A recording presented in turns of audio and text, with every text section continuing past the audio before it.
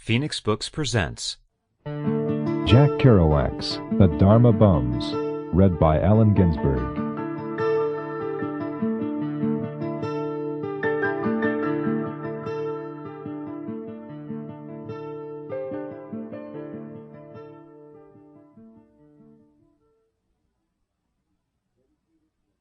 Dedicated to Han Shan.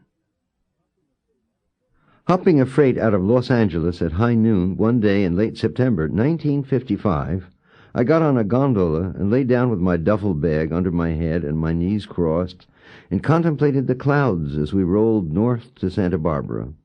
It was a local, and I intended to sleep on the beach at Santa Barbara that night and catch either another local to San Luis Obispo the next morning or the first-class freight all the way to San Francisco at 7 p.m. Somewhere near Camarillo, where Charlie Parker had been mad and relaxed back into normal health, a thin old little bum climbed into my gondola as we headed into a siding to give a train right away, and he looked surprised to see me there. He established himself at the other end of the gondola and lay down, facing me, with his head on his own miserably small pack, and said nothing. By and by they blew the highball whistle after the eastbound freight had smashed through on the main line. We pulled out as the air got colder and the fog began to blow from the sea over the warm valleys of the coast.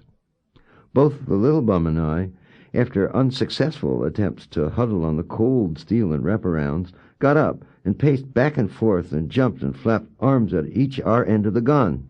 Pretty soon we headed into another siding at a small railroad town, and I figured I needed a poor boy of Tokay wine to complete the cold dusk run to Santa Barbara. "Will you watch my pack while I run over there and get a bottle of wine?" "Sure thing." I jumped over the side and ran across Highway 101 to the store and bought, beside wine, a little bread and candy. I ran back to my freight train, which had another 15 minutes to wait in the now warm, sunny scene. The little bum was sitting cross-legged at his end before a pitiful repast of 1 can of sardines. I took pity on him and went over and said, "How about a little wine to warm you up? Maybe you'd like some bread and cheese with your sardines?" "Sure thing." He spoke from far away inside a little meek voice box, afraid or unwilling to assert himself. "I'd bought the cheese 3 days ago in Mexico City before the long, cheap bus trip across Zacatecas and Durango and Chihuahua, 2,000 miles to the border at El Paso." He ate the cheese and bread and drank the wine with gusto and gratitude. I was pleased.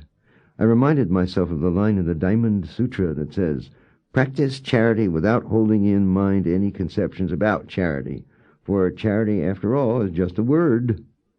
I was very devout in those days and was practicing. Sample complete. Ready to continue?